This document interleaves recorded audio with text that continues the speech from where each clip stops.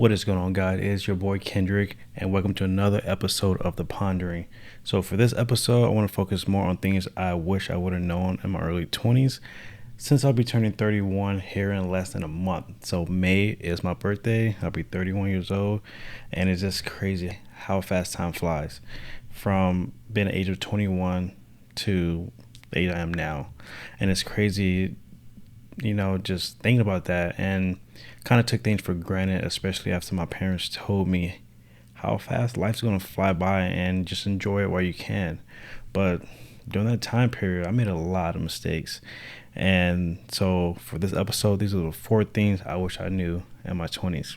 The 4 things I have here is more personal to me and my life experience. So obviously this won't apply to everybody. Maybe 1 or 2 things might apply to you guys, who all are listening to this podcast.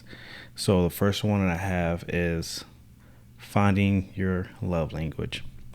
For me, to figure out your love language, it was super, super important. I didn't figure that out until the late 20s. I would say 26. I say 26 because that's the age that I met my wife, and I didn't really know much about it. She brought up more to my attention, especially on the disagreements that we both had. So, yeah, she taught me a lot of things. But at the same time, it's like, I'm glad that she taught me that, because if I would have known, some of the things that I know now, we probably wouldn't have never met. So I am very grateful for all of this. But after some disagreement, maybe it wasn't even any disagreement, we have a lot of conversations to try to better understand each other. And I remember when she asked me, she was like, "What is your love language?" And I was like, "How many are there?" And she told me. I'm like, "Oh, okay. Can you list them?" Because I wasn't too familiar with all the love languages. I think I only knew one, which was act of service.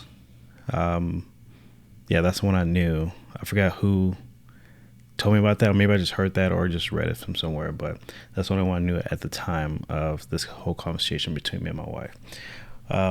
So after she listed the 5, and I was like, well, I noticed that I respond more with love affirmation. And I say this because words can be super sensitive to me. And I learned that from grade school all the way up until mid-high school. That's when things started to change, like my popularity status and stuff like that. But as you get made fun of all the time in high school. Well, not high school, middle school, and in grade school, elementary. So, yeah, and I think that's what stuck with me, to the age I am today. I remember having past relationships, I feel like for most relationships, the key thing is to have a open communication with your partner, and both have to be on the same page, no matter what that communication might be. It could be literally about finances. It could be about your feelings. It could be about anything. And for me, it was more about my feelings and how I want to communicate that with my partner. And in the past, it was kind of frowned upon, talking about your feelings and try to progress, as a individual. So that was something that was kind of shut down, Yeah, it was shut down real bad. And so I remember I used to be so closed off, for future relationships. And it literally took my wife and a couple of years after that to kind of figure out why I am closed off, why I don't try to express my feelings. And yeah, so that part I wish I knew. I would have been able to understand myself a lot more. So I'm going to say this again. I said in 3 other episodes, words affirmation is my love language. And definitely figure out yours. The best way you can figure it out, or the quickest way you can figure out, is the best way your relationship is going to work out itself. So once you figure that out, address that with your partner, and just make sure your partner, follows that, because it's not about you always making that person happy. It's about them making you happy too. So it's a give and take type of thing. And I would say me and my wife, we're very good at that. We're very good. And she knows it. She knows it so well. Like, we have a shitty day. Babe, you look good. I'm like, shit, I appreciate that. So just small things for me. So for the next one, it will be staying true to yourself. So that kind of correlates with, I guess, part of love language as well. This, you stand true to yourself. If your love language is words affirmation, stay true to that. So like I said, stay true to yourself.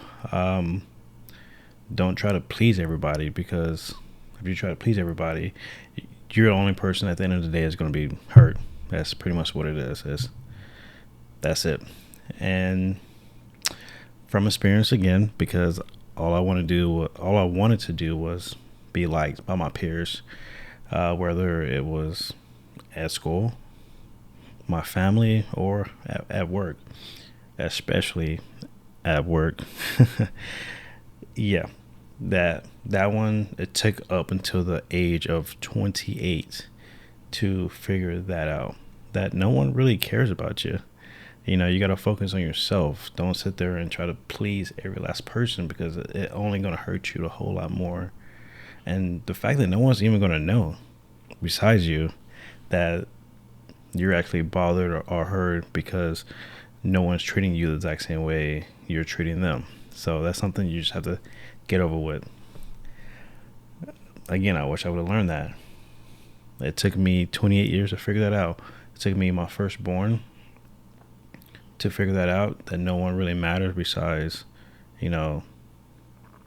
my wife and my kid. And now I have a second one, so my kids.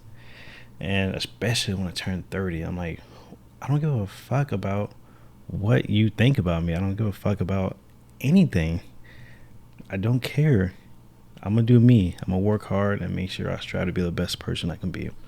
So, and ever since I've done that, things been going great. I've been focusing more on my podcast. That's something I really love to do. And what else have I been focusing more on? More gains in the gym. I try to look good for myself. I try to do YouTube. I'm trying to focus more on that. I've learned to use software to edit my videos, and got a better mic. Practicing the lighting and the cameras and stuff. So I kind of put those together. Kind of jumped the gun, but those two are very, very important. It will get you, and also will get you very, very far in life. Just focus on you. Stay true to yourself. Stay humble. If you're in that humble stage that you are, don't please others. Just stay true to you and do what makes you happy. And then again, for the third one, just stop worrying about what other people think, because it's going to get you absolutely nowhere in life. 100% facts. And then also for the fourth one, this is for me still kind of a major one, is understanding your finances. That's something that is super, super important, and something I did not get until I got older. And I think it was, again, at the age of 26 is when I started figuring things out. My prime example is vehicles. Just to be cool, I've always got vehicles every 2 to 3 years, and I try not to put anything down, and not realizing how much of a negative equity I was, putting on myself. And it all started probably at the age of 24. I got my Jeep. It was a small Jeep. It was a Jeep Patriot. I got that.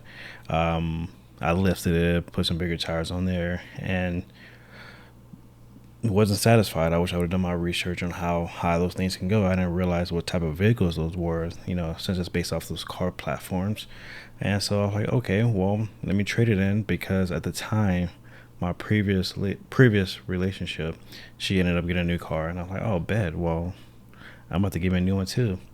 And so I ended up getting me a Grand. No, I got a Jeep Cherokee. It was a 2016, and I got it, yeah, the year that it came out. And I was like, all right, cool. The dealership suckered me, stating like, yeah, you can lift this up, you make it, as high as a Wrangler and stuff like that. And I was like, okay, bet, let's do it. Yeah, you cannot. I jumped into things and did not do any research. So definitely do your research. That is key for everything. Research, research, research. I do it all the time now. But okay, so I wasn't happy with the Jeep Cherokee even after I did like a minor lift to it, bigger tires on there. Still wasn't happy. So I made a dumb move that I still don't think my wife is okay with, but I ended up getting a Dodge Challenger. And remember, I'm only keeping these cars for about 2 to 3 years, and not knowing how much, debt I'm getting into until now. So whenever we had our first child, this is after I got the Challenger, I was like, okay, I could kind of make this work still. I mean, it's enough space. I was able to fit my grandma in there, so I think I could fit a child, which it was fine. I didn't have any problem getting my son in and out the vehicle. And it was a second child that we was planning on having, and I was like, ooh, that's gonna be something else there. So we planned it. We didn't end up having a second child until like 2.5 years later, but I ended up trading that Challenger. I only had it for 1 year to a F-150, and this is during the time of the peak of COVID. So I was like, ooh, there's gonna be some good deals. Yeah, it was all right deals, but at the end of the day, like, I still lost. Like, I was still even more negative than what I was before. So like, I'm still paying the price on that. Like, not maturing and not understanding my finances and thinking that I just continue racking that up and just pay for it later. Try to purchase something or get something that you could afford and pay that off. Or if you're trying to get a vehicle, don't half-ass it. Don't go for the bare minimum. Get what you want, because if you don't get what you want, you're gonna continue to be like, I regret it. Oh, you're gonna continue to have regrets. You don't want to have that. So get what you want. If you want that truck with that 4x4, I know it's a little bit more expensive, $2,000 more. Get it, because you're gonna regret it if you don't get it. So those are the 4 things that, for me, is a life changer. Just understanding that. Kind of, I wish I would have understood that, like, again, in my 20s, and that would have made things a whole lot easier for me. But at the same time, we need to go through trial and error to kind of figure things out. And I went through mine, and I've learned. So now I'm gonna pass that on to my child, and both my son and my daughter, and hopefully they listen to what I have to say, and they don't rebel like every other teenager or anyone in the early 20s. Because I've also learned that we're following in our parents' footsteps. If we like it or not, that's just the way it is. I'm like, damn, they're right. Yeah, kind of annoys me that they're right, but hey, it is what it is, and that's life. So those are 4 things. If you know what, actually, I'm going to come up with a couple more ideas. There's a lot more. There's like at least 3 or 4 more things that I wish I would have known, in my early 20s that I know now. I will share that with y'all in a future episode. But if you like this one, and if you want me to talk about any other topics, definitely let me know in the comments or give me a thumbs up if you like the video too. I appreciate you guys. And again, thank you for listening to The Pondering.